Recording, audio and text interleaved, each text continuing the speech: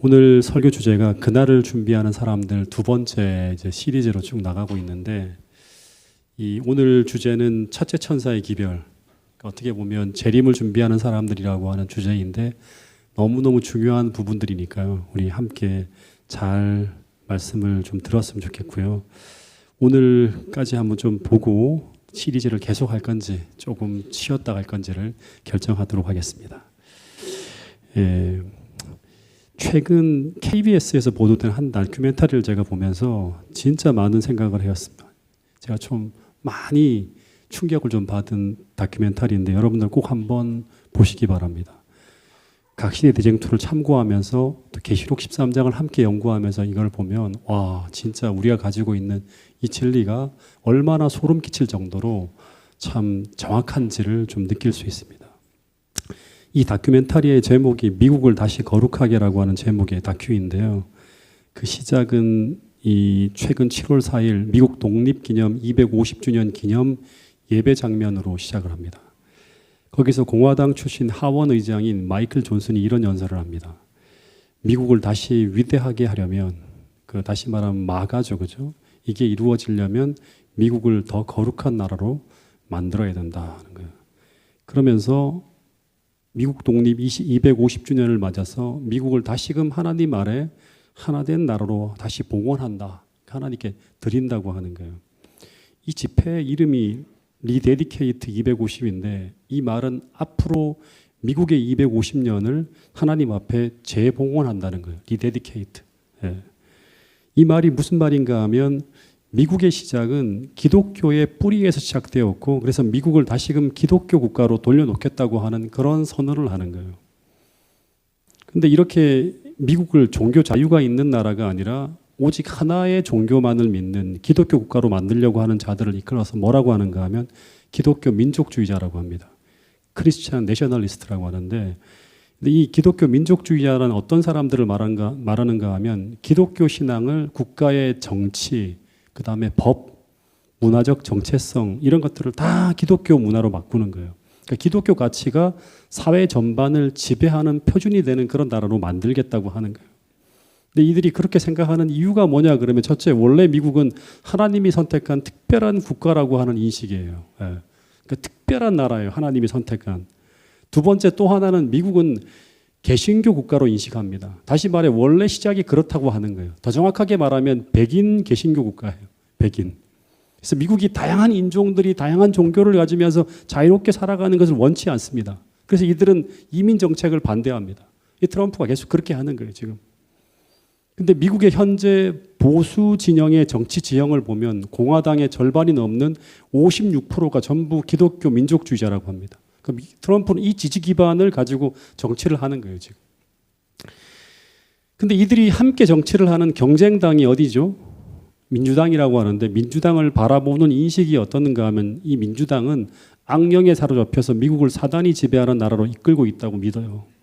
그래서 민주당을 단순한 정책적 경쟁자가 아니라 미국의 기독교 근간을 무너뜨리는 사탄의 도구로 보는 것입니다. 근데 이들이 그렇게 생각하는 이유는 뭐냐 그러면 민주당이 펴는 정책 중에 하나가 낙태를 찬성하는 거죠. 그리고 성소수자들의 권위를 옹호하는 거고 성소수자들의 결혼을 합법화하는 이런 것들이 성경적 정체성을 부정하고 하나님의 창조 질서를 파괴하고 하나님의 법을 대적하는 악마적 정책으로 이들은 봅니다. 왜냐하면 이런 가치관이 사회를 혼란케 하고 가정을 무너뜨리고 공교육을 무너뜨리고 있다고 보는 것입니다. 그래서 이들은 민주당이 미국을 완전히 소돔과 고모라로 만들고 있다고 그렇게 믿어요. 그런데 이런 상황 속에서 미국을 다시금 기독교 가치로 재건하겠다고 하면서 등장한 인물이 누구인가 하면 트럼프예요. 그래서 이들은 이 트럼프를 미국을 구할 영적 전사로 받아들여요. 이런 서사적인 생각을 하고 있습니다. 그래서 압도적으로 지지합니다, 이들이. 그리고 트럼프는 이에 화답하듯이 작년 5월에 백악관에서 트럼프 지지자들이 모인 데서 이런 연설을 합니다. 사람들이 저한테 교회와 국가가 분리되어야 한다고 하더군요. 이게 헌법이잖아요. 근데 이번만은 그 말을 잊어버렸으면 좋겠다고 합니다. 다시 말해 자신의 임기에서는 교회와 국가가 연합하는 전혀 다른 길을 걸어가겠다고 하는 것입니다. 그래서 2025년 2월 대통령이 되자마자 백악관에 뭐를 설치하는가 하면 신앙국을 설치합니다. 이 전부 다 이 다큐멘터리 나온 거예요. 5월에는 대통령 직속 종교자유위원회를 설치하는데 이 기구들은 전부 다 기독교 민족주의자들을 위해 세워진 기구들입니다. 그리고 2025년 2월에 대통령 행정명령으로 트랜스젠더 여성의 경기 출전을 금지하는 행정명령을 발표합니다. 그러니까 다시 말하면 이건 진짜 제대로 된 사람들이 아니라고 하는 거죠. 이어서 연방 대법원의 판사들을 전부 보수적인 판사로 다 교체합니다. 그리고 낙태 합법화를 무효화시키는 행정명령을 또 내립니다. 그리고 기독교 학교에 세금을 지원하고 도서관에 기독교 가치에 맞지 않는 책 수천 권을 다 퇴출시켜 버립니다.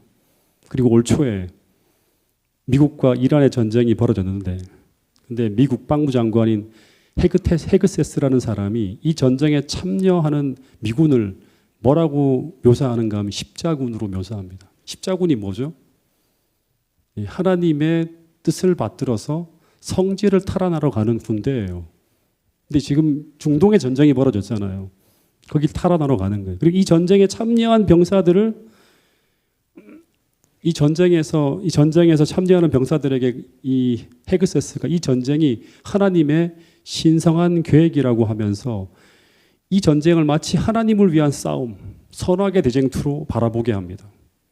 그래서 미국은 기독교적인 가치를 지키려는 세력이고 반대인 이란은 어떤 나라인가 하면 기독교인들을 멸절시키려고 하는 악한 세력이라고 하는 것입니다. 그런데 이런 관점이 지금 미국 기독교 민족주의자들이 가지고 있는 관점이에요. 근데 이 사람이 침례교 목사인데 예배 중에 어떤 말을 하는가 하면 이란을 악이라고 규정하고 하나님은 그 악행하는 자를 막을 고난을 정부에 주셨다고 주장을 합니다. 왜냐하면 미국은 하나님의 특별한 계획 속에 세워진 나라이기 때문에. 이 사람은 갈보리 채플이라고 해서 아주 유명한 교회의 목사예요. 진짜 유명한 교회 목사예요. 근데 이 목사도 트럼프를 강력하게 지지하면서 트럼프처럼 배짱과 결단력을 가진 사람은 지구상에 없다고 하면서 그를 강력하게 지지하는 설교를 합니다. 이 배짱과 결단력으로 누구의 눈치도 보지 않고 과감하게 기독교인들이 발언한 정책을 트럼프로 밀어붙인다고 하는 것입니다. 그런데 이 기독교 민족주의자들이 바라는 것이 무엇일까요? 이게 이제 미국에서 해마다 열리는 최대 규모의 보수 정치인들이 모인 CPEC라는 행사라고 합니다.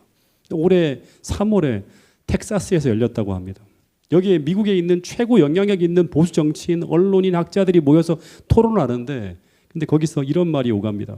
아, 진짜 완전 제 마음속에 소름이 촥촥 끼쳐요. 하나님을 공적 광장으로 되돌려야 된다. 다시 말하면 모든 공적인 어떤 그런 자리에 이 하나님을 믿는다고 하는 것을 다시금 우리가 되돌려 놔야 된다고 하는 것입니다. 교회에서만 하는 게 아니라. 그리고 성경을 되돌려 놔야 되고 그다음에 또 하나 십계명을 되돌려 놓아야 된다고 합니다. 그리고 하나님이 우리의 왕이라고 다시 공개적으로 선포해야 된다고 합니다. 이 말들은 무엇을 말하고 있는가 하면 미국의 왕은 하나님이고 그래서 하나님의 법으로 통치하는 기독교 국가를 만들자고 하는 것이 언뜻 보기에는 너무나 좋은 말인 것 같습니다. 근데 이들이 정말로 하나님의 편에 선 하나님의 사람들일까요?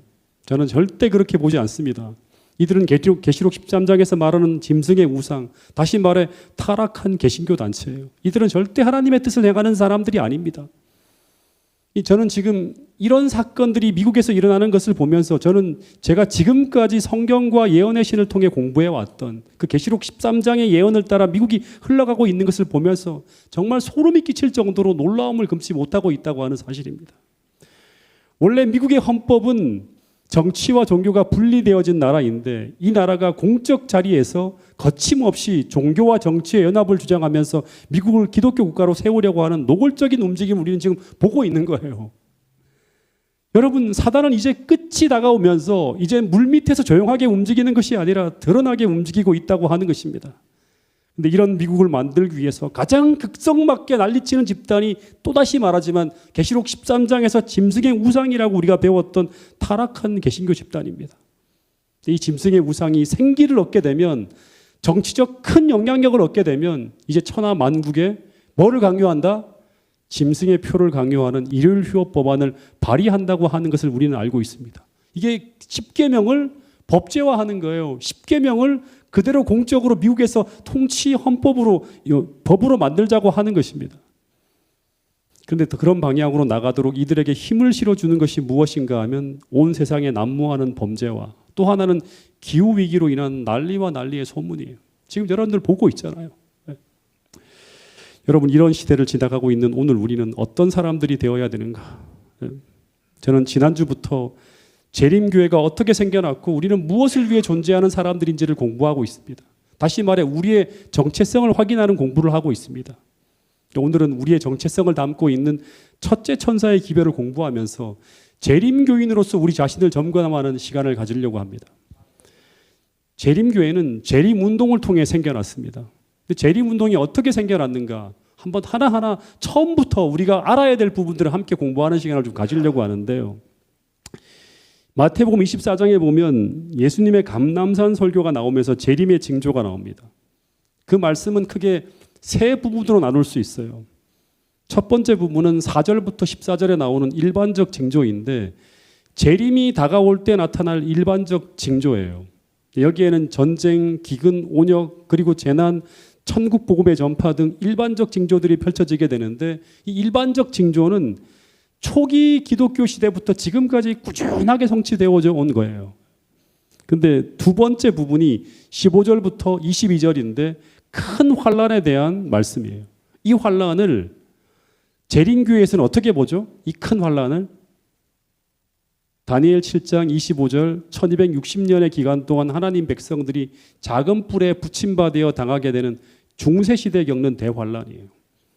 세 번째 부분은 이 대환란이 지나간 후에 펼쳐지는 최후의 징조로 이때 거짓 선지자와 거짓 교사와 거짓 그리스도들이 창궐하고 그리고 29절에 보면 환란 후에라고 하는 말과 함께 이제 하늘의 징조들이 나타나는데 근데 그 징조가 어떻게 나타나는가 하면 해가 어두워지고 그 다음에 달이 빛을 내지 아니하고 그리고 하늘의 별들이 떨어지는 거예요. 그 다음에 뭐가 일어나는가 하면 인자가 구름을 타고 큰 양광으로 오는 것을 보게 된다고 하는 것입니다. 계시록 6장에서도 보면 7인을 쭉 이야기하다가 재림 직전에 6번째 인이 떨어지면서 똑같이 해, 달, 별들의 징조가 나오고 그 다음에 예수님이 재림합니다. 근데 여기서는 해, 달, 별의 징조가 있기 전에 먼저 6번째 인이 시작되는 것을 알리는 첫 번째 징조로 뭘 언급하고 있죠? 뭘 언급하고 있습니까? 지진이 언급되고 있습니다. 그런데 이 지진을 대쟁투 학원 304페이지에 보면 뭐로 보죠? 1755년 11월 1일에 일어난 리스본 대지진으로 봅니다. 재림교회는 마지막의 시작을 알리는 첫 번째 징조로 지진을 이 사건으로 봅니다. 이 리스본은 오늘날에는 그렇게 유명한 도시가 아닌데 당시에는 이 포르투갈의 수도로 이 대항해 시대가 쭉 지나가는 그런 어떤 시대였어요. 이때 이 리스본은 세계의 모든 상업과 금융과 무역의 중심 도시였어요. 오늘날로 말하면 뉴욕과 같은 그런 도시였어요. 근데 1755년 11월 1일 규모 8.5에서 9.0 정도의 지진이 일어납니다. 동일본 대지진과 같은 엄청난 지진이 일어나는 거예요. 이 지진으로 도시의 85% 이상이 파괴되어지고 그리고 한 5일간의 대화재로 도시가 거의 재생이 불가능할 정도로 무너집니다. 당시 리스본의 인구가 한 50만 정도였는데 이 리스본 대지진으로 인한 사망자 수가 거의 9만에서 10만 정도로 추정합니다. 도시의 5분의 1이 다 죽어나간 거예요. 그래서 이 리스본 대지진을 위키피디아라든가 나무위키 등을 보면 이 리스본 대지진을 전후로 해서 세계 역사의 흐름이 쫙 바뀌어집니다. 다시 말해서 이 지진은 세계 역사를 뒤흔든 대지진이었다고 봅니다. 그래서 엄청난 이 지진을 당하면서 사람들은 인류의 종말이 온 것이 아닌가를 생각할 정도로 큰 충격을 받습니다. 근데 6번째 인을 보면 이 지진이 터지고 나면 그 다음에 벌어져야 되는 사건이 무엇인가 하면 해와 달이 빛을 내지 아니하는 사건이 벌어져야 됩니다. 리스본 대지진 이후에 한 25년이 지난 1780년 5월 19일에 미국에 암흑일이 쫙 벌어집니다. BBC 뉴스에서 2012년 5월 18일에 보도한 내용을 보면 1780년 5월 19일에 이 미국 동부에서 일어난 이 사건을 보도하고 있습니다. 근데 뭐라고 하는가 하면 이 대낮인데 하늘이 비정상적으로 어두워지는 암흑일 사건이 벌어졌다고 하는 거예요. 그때 정오에도 촛불이 필요할 정도로 짙은 어둠이 이어지는데 이때 코네티컷 주 의회 의원들은 이 사건을 보면서 이 날을 심판의 날이 다가왔다고 할 만큼 큰 두려움을 사람들이 느꼈다고 합니다. 밤에는 달이 총담같이 붉어지는 거예요. 당시 사람들은 이 사건을 재림의 징조로, 다시 말해서 하나님께서 인간에게 보내는 경고로 생각했다는 그런 기록이 이 뉴스 보도에 있습니다. 실제 이 지진과 암흑일의 두 사건은 당시 미국에 살고 있는 기독교인들에게 마태복음 24장과 계시록 6장의 종말적 예언이 성취되는 사건으로 해석을 합니다. 왜냐하면 이후에 1789년에 프랑스 대혁명이 일어나고요. 1798년에 교황궁이 무너지면서 세계 역사를 뒤흔드는 종말적 사건이 계속 펼쳐집니다. 근데 다니엘서를 연구해 보면 이 두 사건은 1260년이라고 하는 대환란의 시기의 끝에 벌어질 사건이기 때문에 이 모든 것들이 전부 다 뭐를 알려주는가 하면 그리스도인들에게 자연스럽게 종말적 예언이 담긴 그러한 사건들이 지금 벌어지고 있구나 하면서 전부 다 그리스도인으로 하여금 어디를 주목하게 만드는가 하면 다니엘서와 계시록을 연구하게 만듭니다. 근데 이런 사건이 벌어지고 그리고 사람들이 다니엘서와 계시록을 통한 예언 연구가 이어지면서 그러면서 어떤 일이 벌어지는가 하면 미국에서 한 사건이 벌어지게 되는데 그것이 바로 1831년부터 1844년까지 시기에 벌어진 재림운동이라고 하는 것입니다. 여러분, 이 운동을 주도했던 인물이 누구죠? 바로 윌리엄 밀러라고 하는 사람이에요. 근데 이 윌리엄 밀러는 어떤 사람인가 하면 제가 대쟁투 학원을 읽으면서 1장에 보면 이 윌리엄 밀러의 이야기가 나오는데 그 챕터의 제목이 뭐냐 그러면 근대 종교개혁자라고 합니다.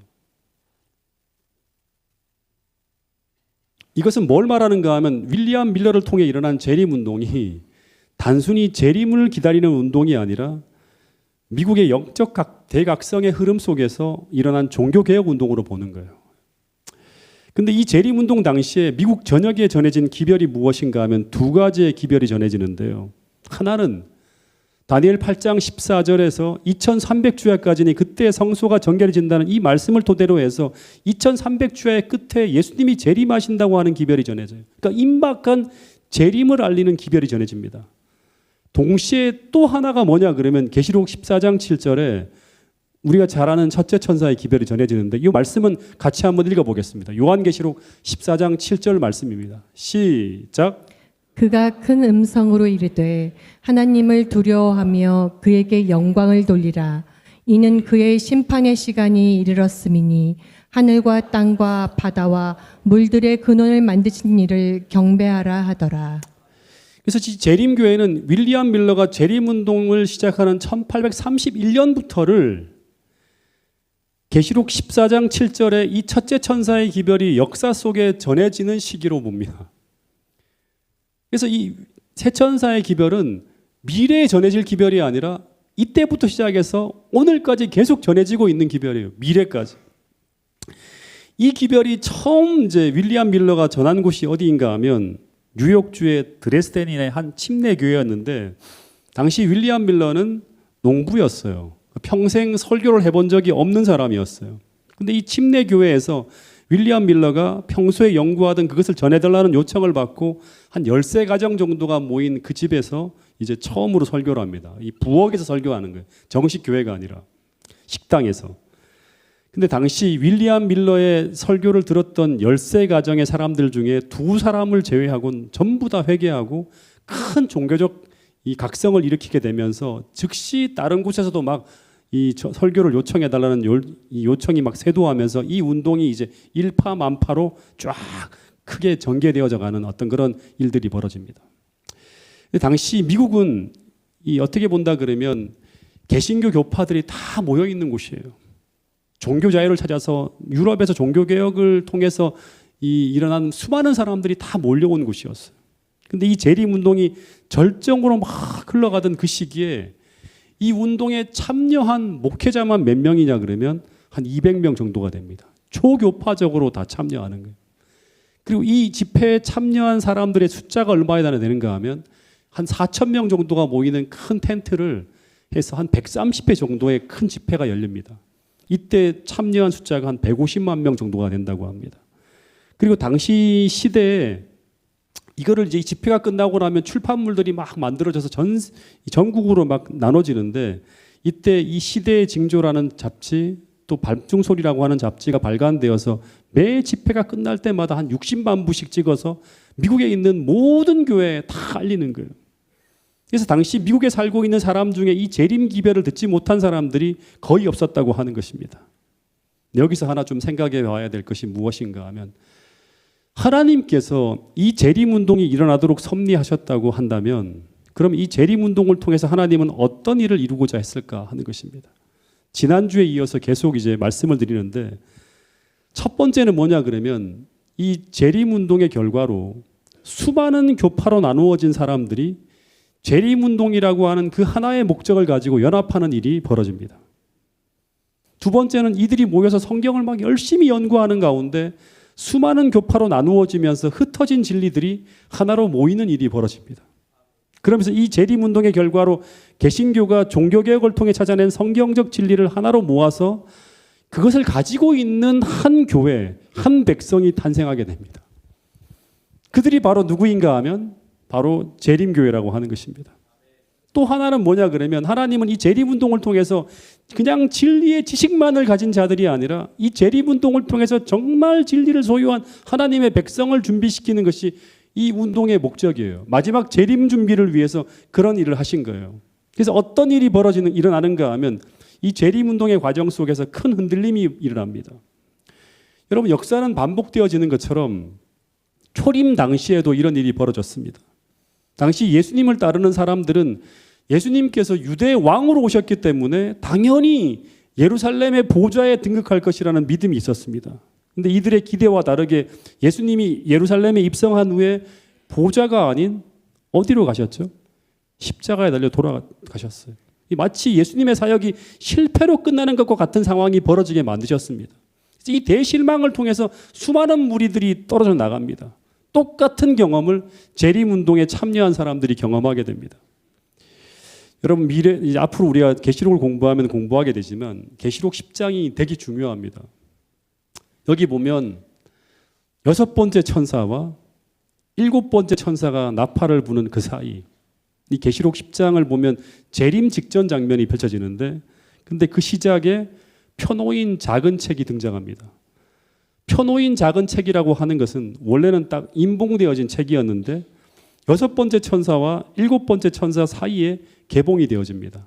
이 작은 책을 재림교회는 다니엘서로 봅니다. 근데 이 6번째 천사와 7번째 천사가 나팔을 부는 그 사이, 이 마지막 시대에 다니엘서가 쫙 열리면서 해석이 되어집니다. 그러면서 어떤 음성이 들려오는가 하면 주님께서 곧 재림하실 것이라는 소리가 우레와 같이 막 외쳐집니다.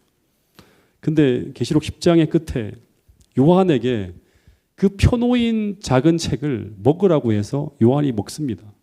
이 책을 먹는다고 하는 것은 뭐냐 그러면 이 다니엘서의 예언을 깨닫고 그리고 그것을 전하는 것인데, 근데 이 책을 먹을 때 입에서는 막 꿀송이처럼 단 경험을 하는데, 근데 배에서는 어떤 경험을 한다? 쓴 경험을 합니다. 이것은 다니엘서의 예언을 깨닫고 그것을 막 전하는 가운데 벌어지는 은혜스러운 경험을 얘기하는 거예요. 단 경험은. 근데 배에서 쓴 경험을 하게 된다고 하는 것은 이 재림운동이 실패로 끝나면서 아주 쓴 경험을 한다는 거예요. 근데 이 재림운동이 그렇게 끝나는가?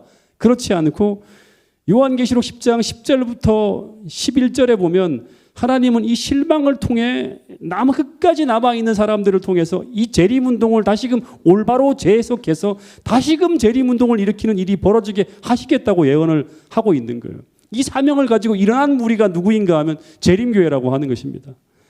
이 요한계시록 10장 10절부터 11절을 이 말씀은 재림교회의 사명이 담긴 새 천사의 기별과 함께 굉장히 중요한 성경절입니다. 한번 읽어보겠습니다. 요한계시록 10장 10절부터 11절 말씀입니다. 시작. 내가 천사에게 나아가 작은 두루마리를 달라 한즉 천사가 이르되 갖다 먹어버리라. 내 배에는 쓰나 내 입에는 꿀같이 달리라 하거늘 내가 천사의 손에서 작은 두루마리를 갖다 먹어버리니 내 입에는 꿀같이 다나 먹은 후에 내 배에서는 쓰게 되더라. 여기 보면 예수님 초림 당시에도 예수님의 십자가 사건을 성경을 통해 올바로 재해석하면서 잃어버린 예수님을 찾게 돼요. 그리고 초림운동이 전 세계로 막 퍼져나간 것처럼 동일하게 우리는 재림운동이 실패로 끝난 듯한 이 지점에서 이 펴놓인 작은 책을 다시금 연구하고 올바로 해석해서 이 재림운동을 다시금 온 세상에 더 영광스럽게 전해야 되는 사명을 가지고 탄생한 교회가 어떤 교회인가 하면 재림교회라고 하는 것입니다. 여러분, 우리는 또다시 전 세계를 향해서 예언해야 되는 사명을 가진 자들이에요. 다시 말해서 이 예언의 말씀은 무엇을 말씀하고 있는가 하면 이 재림 기별이 온 세상에 또 한 번 전해지게 될 때 그때 또다시 이런 초교파적인 종교연합 운동이 또 한 번 전개될 것인데, 그런데 그때 벌어지게 되는 그 운동은 미국만이 아니라 전 세계적으로 또 한 번 온 세상을 뒤흔들면서 떠들썩하게 벌어질 것이라고 믿고 있는 사람들이 누구인가 하면 바로 재림교인이라고 하는 것입니다. 그래서 이 재림운동이 대실망으로 끝났을 때 그때 이 쓴 경험을 하면서도 이 대열을 떠나지 않은 사람들이 계시록 10장에 다시 예언하게 되는 일을 하게 되는데, 근데 그들은 어떤 사람들인가? 이들은 단순히 날짜만 기다리는 사람들이 아니라 재림운동 속에서 종교개혁을 하면서 하나님의 깊은 은혜를 경험한 사람들이에요. 성령의 인도하심을 경험한 사람들은 이게 날짜에 뭔가 이게 잘못된 것이 아니라 하나님이 인도하셨는데 뭔가 우리가 모르고 있는 부분들이 있을 거라는 생각을 가지고 끝까지 그 자리를 떠나지 않고 연구하는 사람들이에요. 초기 문집에 보면 이런 말씀이 있습니다. 한번 읽어보겠습니다. 시작. 이 기별이 가는 곳마다 사람들의 마음을 움직였다. 죄인들이 회개하고 울면서 용서를 구했으며 부정직하게 살아온 자들은 원상을 회복하기 위하여 애썼다. 부모들은 그들 자녀들의 구원을 위하여 애를 태웠다. 이 기별을 받아들인 자들은 그들의 괘씸하지 않은 친구들과 친척을 찾아가 그들이 이 엄숙한 기별에 굴복하고 인자의 오심을 위하여 준비하도록 탄원했다. 다시 말해 이 기별이 전해진 곳에서는 어디서나 이 기별이 사람들의 마음을 막 움직였어요. 근데 어떻게 움직였는가 하면 이 재림 기별은 사람들로 하여금 자신을 살피게 하고 깊이 회개하는 경험 속으로 들어가게 만들었다고 하는 것입니다. 더하여 이 기별을 통해 진심으로 회심한 사람들은 어떻게 한다? 이제 얼마 남지 않은 이 세상 속에서 사랑하는 자들을 구하기 위해 최선을 다하게 되는 거예요. 이게 재림 기별을 깨닫고 살아가는 사람들의 모습이에요. 다시 말해 이 기별을 들은 사람들은 이 기별을 통해서 이제 종말이 다가오고 있다고 하는 것을 깨닫게 됩니다. 그때 이들에게 나타나는 반응은 두 가지예요. 하나는 자신을 깊이 살피는 일이 벌어집니다.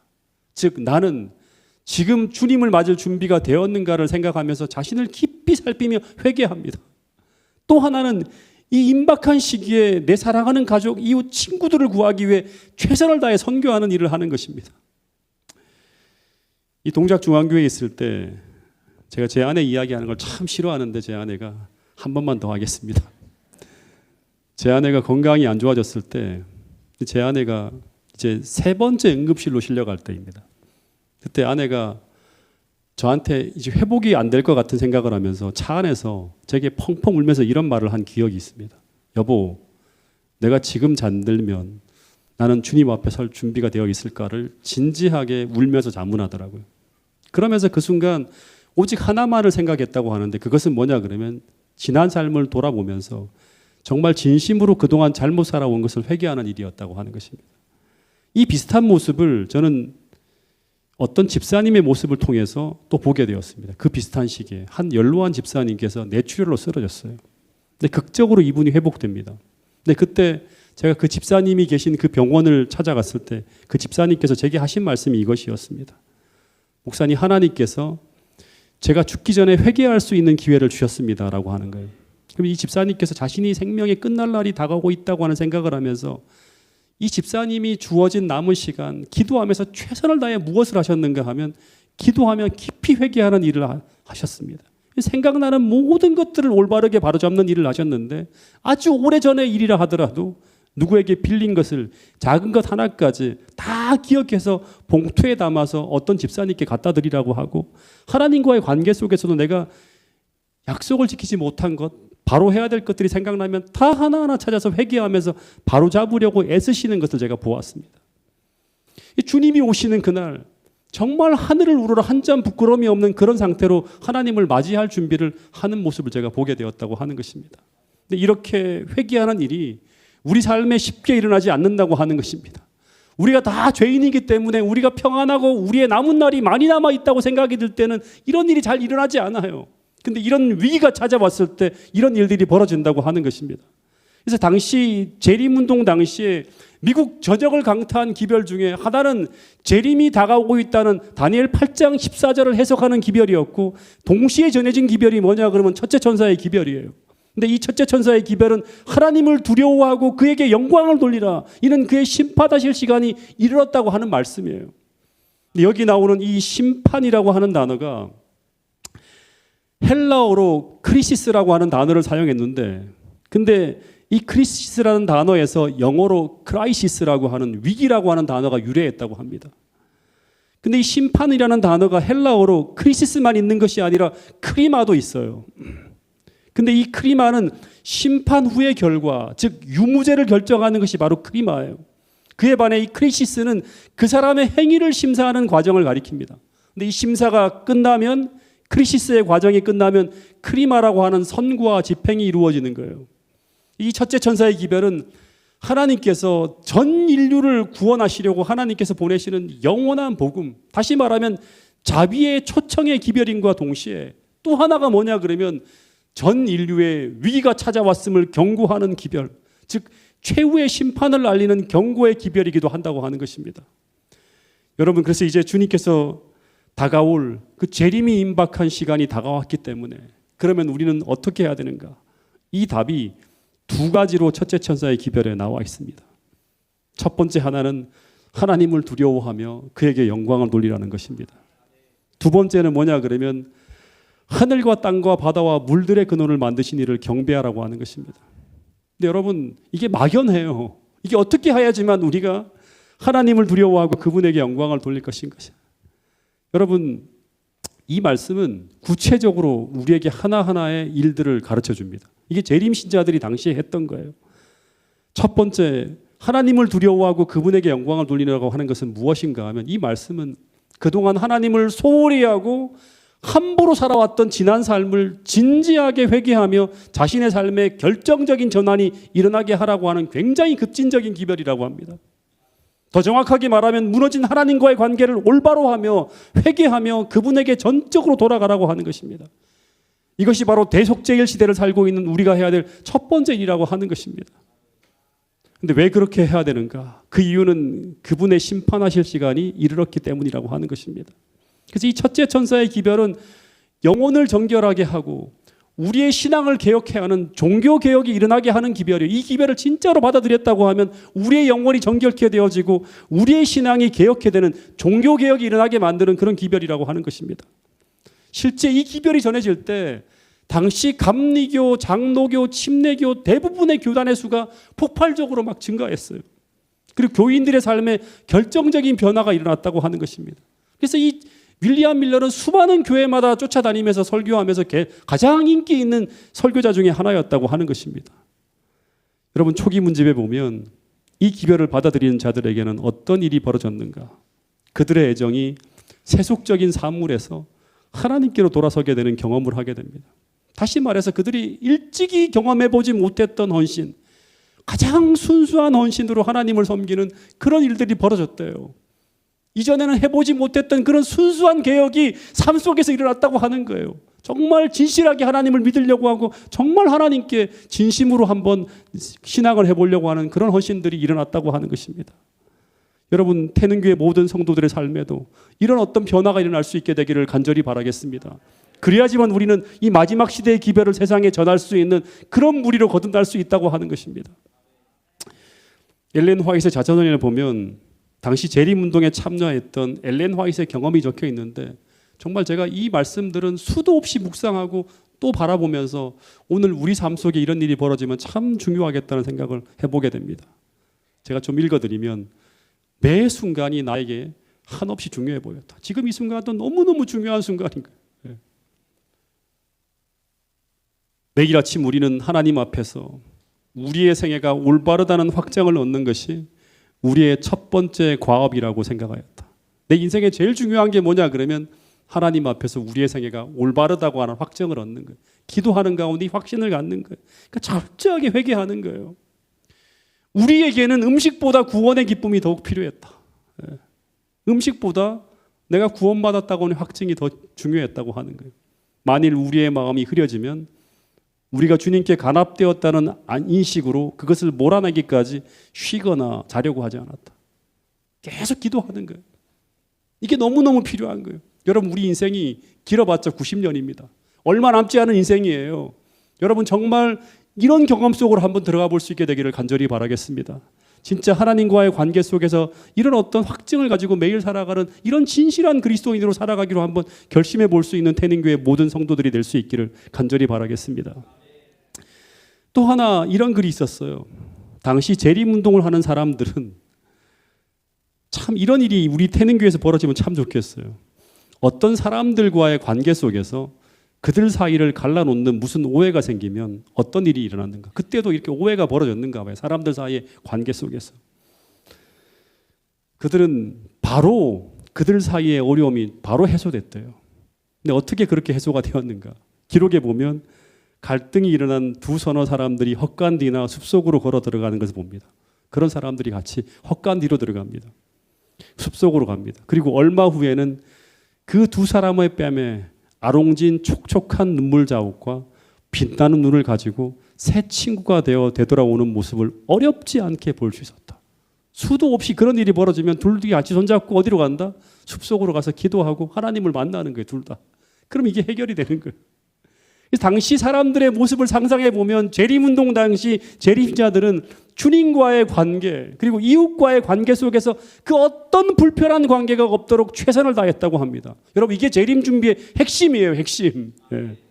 그래서 그들은 그들과 하나님 사이를 가로막는 어떤 나쁜 감정도, 더하여 사람들과의 관계 속에서 어떤 불편하고 나쁜 감정도 지니고 싶어하지 않았다고 하는 것입니다. 그것이 생기면 즉시 기도하면서 즉시 그 문제를 회개하며 해결하려고 했다고 하는 것입니다. 근데 이런 모습이 재림운동에 참여하여 그 기별을 받아들인 사람들에게 일어난 변화였다고 하는 것입니다. 그래서 재림운동은 종교개혁운동이라고 하는 것입니다. 또 하나, 이 첫째 천사의 기별을 받아들인 사람들의 특징 중에서 가장 중요한 특징 중에 하나는 무엇인가 하면 이 첫째 천사의 기별은 당시 민노라고 공언하는 사람들의 마음속에 우리 전부 다 민노라고 공언합니다. 정말 그리스도를 사랑하는 마음이 있는지를 확인하는 기별이었다고 하는 것입니다. 이 세 천사의 기별은 추수의 기별, 인치는 기별이라고 합니다. 추수의 기별은 뭐냐 그러면 거둬들이는 거예요, 이제. 그리고 인을 치는 기별이라고 합니다. 하나님을 정말 사랑하는 사람들은 어떤 사람들인가? 그 사람들은 말로만이 아니라 진실로 주의 오심을 간절히 소망하며 기다리는 사람들이었다고 하는 것입니다. 그럼 이런 글이 있습니다. 이 말씀도 한번 읽어보겠습니다. 나는 시작. 나는 그리스도인이라고 자처하는 자들이 그들의 구주의 오심을 간절히 사모하고 그들의 애정을 그에게 바쳤고 이 세상에서는 아무도 그와 비길 자가 없음을 느꼈더라면 그들은 그의 오심에 대한 첫 정보를 접하고 기뻐 환성을 올렸을 것이다. 여러분, 만약에 진짜 그들이 주님을 사랑하는 사람이면 주님의 다시 오심을 기다립니다. 그럼 이 소식을 들었을 때 어떻게 한다? 기뻐 환상을 질렀을 것이라고 하는 것입니다. 여러분, 예수님의 초림 당시에 목동들이 천사들을 통해서 메시아의 탄생을 알리는 기별을 들었을 때 환영하며 예수님이 탄생한 그곳으로 갑니다. 근데 초림 당시에 그분을 기다린다고 공언하던 사람들 중에 대다수가 이 기별을 무시했다고 합니다. 당시 예루살렘에는 수많은 종교인들이 있었는데 근데 그들은 그분이 오셨다는 기별을 동방박사들로부터 듣고 목동들로부터 듣습니다. 근데 그들은 이 기별을 무시하며 환영하지 않았고 그분이 태어났다고 하는 곳으로 가서 그분을 경배하지 않았다고 하는 것입니다. 당시 이 초림을 알리는 이 소식은요, 당시 하나님의 백성들의 마음 상태를 드러나는 기별, 다시 말하면 그들의 상태를 시험하는 기별이었다고 하는 것입니다. 동일하게 당시 프랑스 혁명이 터지고 교황권이 무너지고 지진이 벌어지고 암흑일이 찾아오고 그러면서 주님의 오심을 알리는 사건들과 이런 징조 속에서 수많은 예언의 말씀이 전해지고 있는데도 불구하고 그 기별에 귀를 막고 눈을 막고 있었다고 하는 것은 그 변명이 무엇이든 간에 그들은 주의 오심을 고대하지 않고 있다고 하는 것이고 더하여 그것은 그들이 사랑하고 있는 대상이 예수님이 아니라 세상이었음을 증명하고 있었다고 하는 것입니다. 여러분, 그래서 이 첫째 천사의 기별은 시험하는 진리였습니다. 주님을 기다리고 공언하는 사람들 속에 정말 그들의 마음 속에 하나님을 사랑하는 마음이 있는지, 그런 하나님의 진실한 백성을 찾아내는 기별이 무언가 하면 첫째 천사의 기별이었다고 하는 것입니다. 여러분, 마지막으로 하나 더만 생각하고 오늘 말씀을 좀 줄일게요. 진짜 중요한 겁니다. 마태복음 24장 29절 그리고 계시록 6장 13절에 보면 해, 달 징조 후에 그 다음에 벌어질 사건이 뭐였죠? 별들이 쫙 떨어지는 거예요. 근데 이 사건이 1833년 11월 13일 예언된 유성우가 막 내립니다. 그러니까 이 유성우 사건은 재림운동에 기름을 붓는 사건이었어요. 그러니까 재림운동이 벌어지고 난 다음에 2년 후에 이 사건이 탁 터진 거예요. 사람들이 와, 진짜 오신다고 한 거예요. 근데 2024년 조선 비즈에도 이때 기사를 이렇게 한번 기사를 실었어요. 이때 10만 개의 유성우가 내렸대요. 이때 10만 개. 그러니까 어마어마하게 오랜 기간 수많은 유성우가 쫙 쏟아진 거예요. 그리고 2016년 파이낸셜 타임즈에도 별비라고 하면서 이 사건을 소개했는데 이 사건은 미국 역사 100대 사건 중에 하나로 꼽힌대요. 모든 사람들이 어마어마한 사건인 거예요. 근데 문제는 뭐냐 그러면 계시록 6장 14절부터 쭉 보면 유성우가 내리고 나면 그 다음에 어떤 사건이 벌어져야 되는가 하면 14절에 보면 하늘이 두루마리처럼 말려 떠나가고 그 다음에 뭐가 와야죠? 예수님이 재림해야 돼요. 근데 1833년 10월 13일 유성우가 떨어지고 난 다음에 그 다음에 벌어질 사건이 이 재림의 사건을 우리는 당시 재림운동 당시부터 지금까지 기다린다고 하는 거예요. 그 기간이 지금 몇 년이 지나가고 있는가 하면 190년이 지나가고 있습니다. 여러분, 그런데 계시록 6장 17절에 보면 예수님이 이런 지진과 해달별의 징조가 펼쳐지고 있는 그런 시기를 지나가고 있는 자들에게 이런 말씀을 하십니다. 그들의 진노의 큰 날이 이르렀으니 누가 능히 서리오 하면서 이 질문을 던지면서 6장이 끝나요. 그런데 이 징조들이 다 지나갔는데 근데 왜 아직도 주님이 재림하시지 않는 것일까?